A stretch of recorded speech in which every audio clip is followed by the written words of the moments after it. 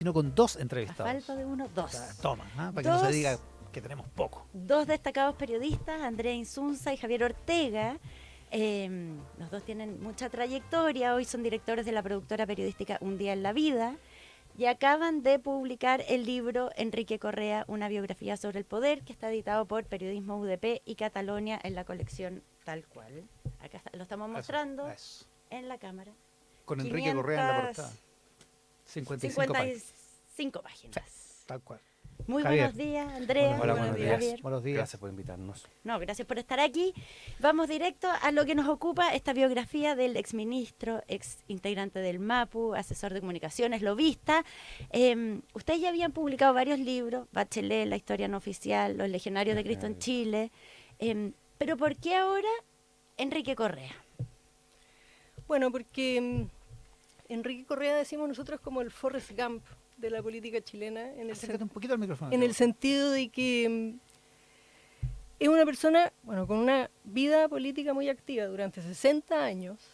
Y si uno lo piensa, es un personaje que vivió como la época de afán revolucionario. Después, la dictadura desde el lado de los perdedores. El exilio detrás de la cortina de hierro. La normalización democrática. Y luego es un personaje fundamental en la reconfiguración del poder en un escenario donde el dinero tiene un peso mucho mayor que cuando empieza esta historia. Entonces, Correa permite recorrer todos estos hitos, donde además hay dos historias fundamentales, la relación de la DC con los partidos de izquierda por un lado, por otro lado, cómo cambia de manos el poder, y él como personaje tiene una historia fascinante. Católico, marxista-leninista. Fue seminarista. Fue un seminarista, año.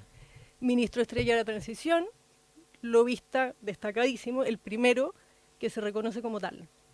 Entonces es una historia completa del último periodo de la historia reciente de Chile a través de un personaje que es de novela. Claro, y comparte algunas cosas con su generación. Debe ser de los más jóvenes de esa generación, que vivió todo eso que tú acabas de describir, tiene 79, ¿no? 79 sí. años, sí. Claro. Sí, él siempre, desde que era pequeño, cuando entra a la democracia cristiana a los 12 años en Ovalle, él siempre se vinculó con personas mayores. Es una constante de él. Él siempre... ¿Era un viejo chico? Claro, un poco así. Y siempre tuvo como detrás de esas figuras totémicas, icónicas, como primero Patricio Elwin, después Rodrigo Ambrosio, después otros personajes, siempre como que tuvo como esos faros y fue como era una persona que le gustaba mucho estar en la trastienda, ¿ya? Eso es curioso, es un personaje que, como, de acuerdo a cómo lo describen ustedes en esta historia, un personaje como con una rara capacidad como de mirarse a sí mismo desde afuera y saber dónde tenía que estar, cuál era el mejor lugar que podía ocupar y como al mismo tiempo como de controlar su ego, ¿no? Es que él aprende desde muy pequeño que, de hecho, el libro parte con una elección que pierde Enrique Correa en su liceo de Ovalle. Aprende desde muy pequeño de que cuáles son sus dotes. Y sus dotes son, primero, es un gran conversador, muy simpático, ¿ya? Y que otros brillan más que él en el podio, en el escenario, porque era tartamudo cuando chico. Y le costó bastante, declamando poesía, superar eso, ¿ya? Él, en el cara a cara, era insuperable. Pero en el escenario había otros como Rodrigo Ambrosio, que llega de Europa. Rodrigo Ambrosio es un personaje fascinante, ¿ah? Sí, hay como una líderes suerte de del MAPU, capítulo dedicado a Sí, Rodrigo Ambrosio que sí. uno como que permite conocer a los que no conocíamos tanto el personaje, el lugar que Legendario, ocupó, además, de muerte claro. prematura, digamos. Lo marca mucho a Enrique Correa, a Rodrigo Ambrosio. Y nosotros consideramos que merecía un poco, como que nos vamos un poco de Enrique Correa cuando mostramos a Ambrosio, porque creemos que Ambrosio merece ser perfilado mejor, porque es muy poco conocido. Sí, y es muy interesante la historia del Sí, lugar que ocupa. sí, muy interesante. Ahora, sobre lo que ustedes decían, Correa tiene una cualidad, que es que él es el que lleva a cabo, el hombre de la acción, el que pone en acción los planes, digamos, de estas personas de las que él es el segundo. ¿Ya? ¿Ya? Entonces, Ambrosio o Benninger, muchos años después, ¿no? Son los estrategas, pero el hombre que que baja a la realidad, que tiene las conversaciones, que en el Mapu es el dueño del aparato, si tú quieres, que en la transición, incluso antes, es la persona que está conversando todas las mañanas con un dirigente de tal partido y con el otro para ponerlos de acuerdo, para evitar tal crisis, ese es Correa. Sí. Ese es su talento. Cada uno podría escribirlo como operador, pero la palabra se queda chica. Muy ¿no? chica, Mucho Como más que poder un a la operador. sombra. Sí, Claro. mucho más. Claro, es como el poder en la sombra, uno lo ve en acción, digamos, por este talento de saber escuchar al otro, de saber qué moviliza al otro y por lo tanto de encontrar esos puntos de encuentro y estar evitando crisis o provocando cosas. Sin picarse, básicamente, ¿no? Sin, para poner Bueno, en términos sencillos. él tiene una faceta muy desconocida en ¿Ya? que se enoja mucho, en general con gente que es más cercana, y ahí explota. Pero son episodios que se reserva y su expresión se la reserva con gente que lo conoce. O con gente sobre la que tiene poder. Puede llegar a ser Ya. muy duro en eso. Pero en la gestión política, En la gestión política es un seductor. Ahora, hay uno que estamos hablando de Enrique Correa como si no estuviera, pero es posible que nos esté escuchando, está muy activo. Y no quiso participar en este libro. No, Por- nosotros fuimos a Imaginación a plantearle que queríamos su versión, ¿ya? Y él nos escuchó, fue bastante respetuoso del derecho de dos periodistas por hacer una investigación independiente, nos pidió un plazo para responder y pocos días después dijo que no iba a hablar con nosotros. ¿Por qué creen ustedes que dijo que no? Bueno, a Correa le gusta tener el control de las cosas. Eso es una característica de él, digamos. Y esto no era un proyecto que estaba bajo su control en ningún caso. Y además nosotros ocupamos un método propio del periodismo de investigación, que significa que si el sujeto que tú estás investigando, en este caso Enrique Correa, es el sujeto que está al centro de tu investigación, tú partes desde los bordes y llegas a él al final. Y yo creo que eso es algo, claro, que él no se esperaba. Él hubiese preferido que partiésemos por él, pero nosotros no trabajamos así. Aun cuando Nosotros se- llegamos a hacerle las preguntas cuando ya sabemos la mayoría de las respuestas, digamos. Aun cuando se enteró muy, muy temprano de que estábamos haciendo esta investigación. No sería Enrique Correa si no se hubiera enterado tempranamente. Sí. Fuimos a Ovalle y cuando llegamos con Barbalá a hablar con alguien, como al día siguiente supo Correa que estábamos investigando. esto es que comenzó hace 8 años, digamos. 2017 fue ese Sí. viaje. Claro, o sea, es una buena cantidad de tiempo para una investigación de un personaje hipercomplejo. Tú lo relataste, Andrea, más o menos la trayectoria, así, someramente, a grandes rasgos, pero es probablemente de las personas más influyentes en 40 años de la vida política chilena, digamos. ¿Cómo fue que llegó a ese lugar, digamos? Bueno, es una mezcla entre talento y suerte, ¿no? Y, el momento decisivo, creemos nosotros, en la carrera de Correa es cuando lo nombran ministro, cuando Elwin lo escoge como vocero del primer gobierno democrático. Se tiene que abuenar con Elwin primero, digamos. Claro, Sí. hacer las paces. Y Elwin le pide que sea vocero. Correa no quiere. Correa quiere ser el segundo de Benninger, quiere ser subsecretario de la Secretaría General de la Presidencia. Y le dice a Elwin, pero yo no soy bueno para eso, yo no soy tan bueno para hablar. Era todavía una persona que se vestía bien descuidadamente, no tenía un personaje para la cámara, si tú quieres. Y Elwin le dice, no, usted lo tiene que hacer. Ese es el momento en que Correa se convierte en un personaje público, ¿no? Deja de ser este hombre de la trastienda. Claro, pero él no estaba en la primera, No, en la para primera nada. línea, no era Gabriel Valdés, no era Nada de eso. Ricardo Lago. Y eso hace que este Correa, que al comienzo es mirado con mucho desdén, incluso un poco de desprecio, de harto clasismo, por el mundo que él va a enfrentar, los militares, la derecha, el empresariado, luce su talento. Y entonces empieza esta otra parte de su vida privatizada después del gobierno, ¿no? En que todo este mundo que al inicio lo mira hacia abajo, después lo valora y de hecho después quiere trabajar con él. Ustedes tienen, porque claro, lo que sigue es la trayectoria desde este joven de la DC, ovallino, que va construyendo toda esta trayectoria, el exilio, vuelve, termina siendo vocero, y ahí, como ustedes dicen, cambia completamente su trayectoria y termina siendo asesor de empresario, aunque tampoco nunca deja, aparte de sus cercanos, siempre sale a rescatarlo cuando hay problemas, a los propios gobiernos, pero ¿ustedes tienen un juicio con respecto a la trayectoria que ha seguido Enrique Correa desde, no sé, el joven DC hasta el lobista? Nosotros creemos que es bien difícil de explicar a Enrique Correa. A ver, es una persona que la pasión de Enrique Correa es la influencia, ¿ya? Es estar ahí donde se toman las decisiones.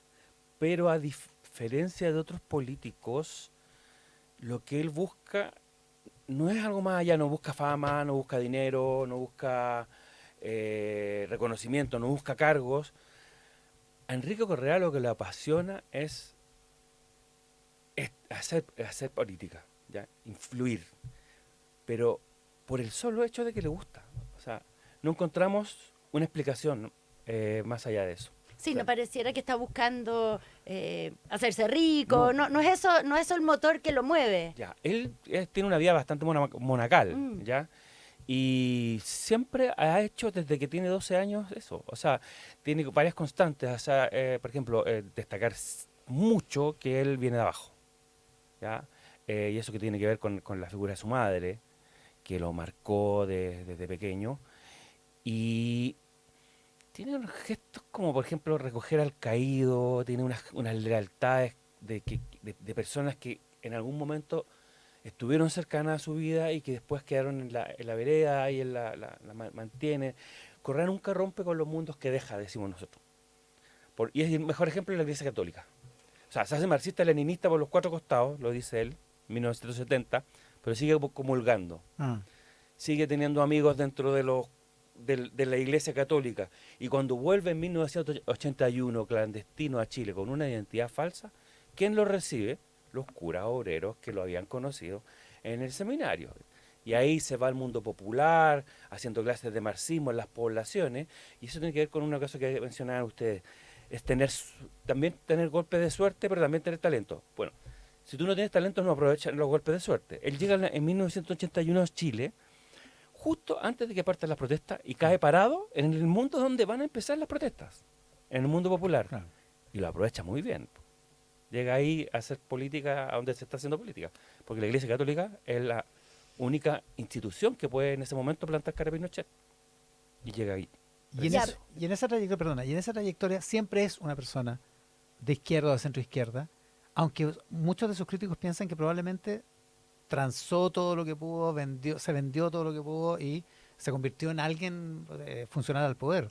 Lo que muchos dicen que no tiene nada que ver con ser de izquierda. Parte de lo que trata de hacer la biografía es justamente entender al personaje, ¿no? Y no es que no tengamos un juicio de él, nos ahorramos el juicio sobre él porque ese es el trabajo. El otro día leí a Ascanio una gran descripción sobre lo que es el periodista, que es básicamente ir suprimiendo todos estos juicios o prejuicios que uno puede tener para tratar de comprender, ¿no? En este caso el personaje. Es un personaje complejo, un personaje que a veces se mueve por convicción, a veces efectivamente es puro pragmatismo, a veces incluso hay un poco autoengaño.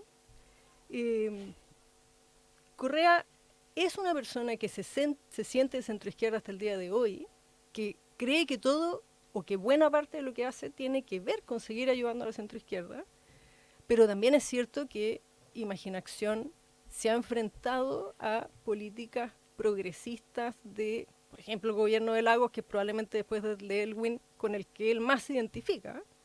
Entonces, programáticamente o ideológicamente, Correa ha estado al frente y de hecho ha sido un adversario. Ha votado políticas progresistas.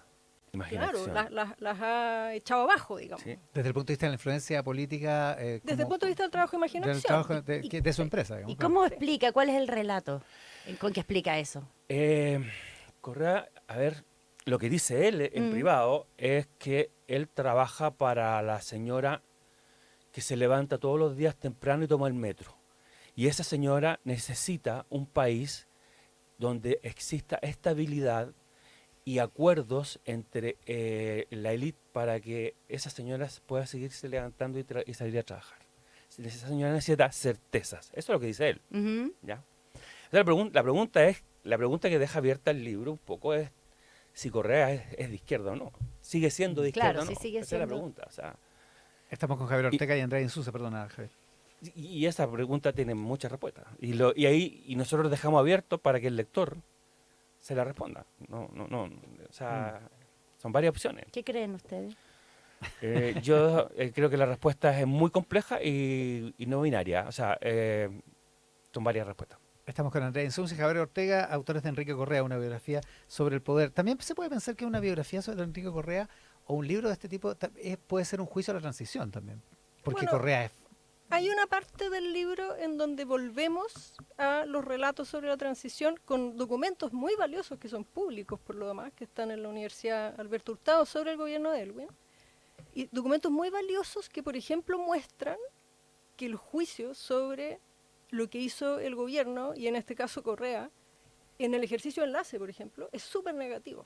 O sea, ahí este Correa, que tiene la fama de ser un gran negociador y de haber sido un gran negociador con los militares, digamos, en realidad en el ejercicio de enlace él comete un grave error, le cree a Pinochet algo que Pinochet, le cree el ofrecimiento a Pinochet de que está dispuesto a dejar el cargo, cosa que Pinochet en ningún caso está pensando realmente, y rompe una regla del gobierno que es no negociar políticamente con el ejército, sino que tratar de mantener siempre el diálogo institucional. Correa se entusiasma, involucra a Elwin y al final termina generando una crisis mayor. que probablemente haya sido de las mayores Así de es. ese gobierno. Se equivoca harto Correa como ministro. A pesar ¿Sí? de que tiene, sí, a pesar de que tiene la fama de haber Ser sido... el gran diagnosticador. Sí, o sea, no, él está en contra de uno de los grandes logros de Patricio Elwin, que es el informe Reti. Me sorprendió eso. Sí. ¿Por qué estaba en contra? Porque consideraba que había demasiado riesgo, ya había demasiado riesgo en el entenderte con Pinochet y agregarle pelo a la sopa con este informe. Ya, era tensionar más la relación Sí, con era Pinochet. tensionar más la Correa relación, muy- pero Elwin aquí funciona con convicción. Hay que decir también que Edgardo Benninger también se opuso al informe Reti. También. También. Sí, Correa y Benninger son muy conscientes de que ese es un gobierno que formalmente es el gobierno, pero realmente todavía no tiene poder. Claro. Y ese poder lo tiene que ir construyendo en el camino. Y empezar con el informe Reti, que es una idea de Elwin muy temprana, ellos lo consideraban un enorme Demasiado riesgo arriesgado. y que no había ninguna necesidad en el sentido de que la izquierda o los familiares de las víctimas no tenían ningún poder como para exigir esto. Y es realmente Elwin y su propia historia con esa tragedia lo que hace posible una de las cuestiones que va a ser finalmente parte de su legado. Exacto. Javier decía que hay una mezcla como entre suerte y talento y que a veces Enrique Correa tuvo buena suerte, como que cayó parado en algunos momentos, pero también en política también tuvo otros momentos de muy mala suerte, por ejemplo. Se vio afectado por un asunto de índole personal. Ustedes cuentan que Eduardo Frei y su entorno lo vetan para senador designado, que había sido propuesto por Benninger, porque existía el rumor de una relación homosexual con Andrés Pérez, que Enrique Correa ha desmentido. Y ustedes, acá les pregunto por las opciones periodísticas, deciden como consignan esto, pero deciden no entrar en ese tema. ¿Por qué tomaron esa decisión? Nosotros tenemos una regla cuando hacemos perfil o biografía, y es que aquellas cuestiones de la vida privada que son imprescindibles para contar la historia política del personaje entran en el relato, y aquellas tienen interés público en el fondo, desde nuestro punto de vista, y aquellas cuestiones que no son imprescindibles, no. En este caso puntual, lo relevante es que este rumor genera el veto para que Correa sea senador designado. Si ese rumor era cierto o no, no hay ningún interés público en eso. En cambio, en la misma biografía, por ejemplo, contamos un juicio político al que él es sometido muchos años antes, Claro. porque tiene 2 hijos de 2 parejas distintas con un mes de diferencia. Y eso es algo que no podíamos no contar, porque es un juicio político en donde incluso se propone la expulsión de Correa del Mapu, y por lo Y tanto por gente muy cercana. muy cercana. Y por lo tanto necesitábamos explicar Es un de hecho qué se político. trataba ese juicio. No podíamos obviar eso. Pero somos muy cuidadosos en eso porque entendemos que aunque los personajes públicos tienen un umbral de privacidad más bajo, ellos eligen ser personajes públicos, ellos quieren influir en la vida de todos nosotros, por lo tanto, su umbral de privacidad más bajo existe igualmente. ¿Fue esa la decisión más difícil que tuvieron que tomar con relación a este libro? Sí, esa fue una de las decisiones más difíciles que tuvimos que tomar porque la conversamos bastante y decidimos, y también tuvimos que trazar cuáles eran las excepciones donde la vida privada de Enrique Correa sí era tema de interés. Por ejemplo, cuando él ya ha hablado de temas de su vida privada, eso entraba.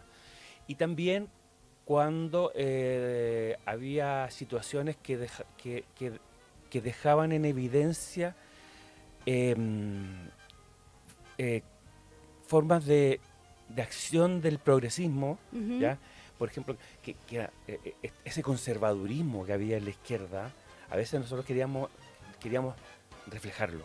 Por ejemplo, el juicio, el que acaba de mencionar Andrea, que el juicio de Varsovia, que es bastante conservador, porque te metí en la vida privada de alguien que, de hecho, las personas que están en el juicio de Varsovia, los dirigentes, algunos bastante conocidos, envían a Chile el consejo, la propuesta de sancionar a Correa. Es curioso eso, y acá en Chile les Y acá dicen... en Chile están dirigentes como Mario Valdivia, como Jaime Gasmuri, como Fernando Ávila, que dicen, ¿de qué están hablando? O sea, córtenla. ¿Qué les pasa?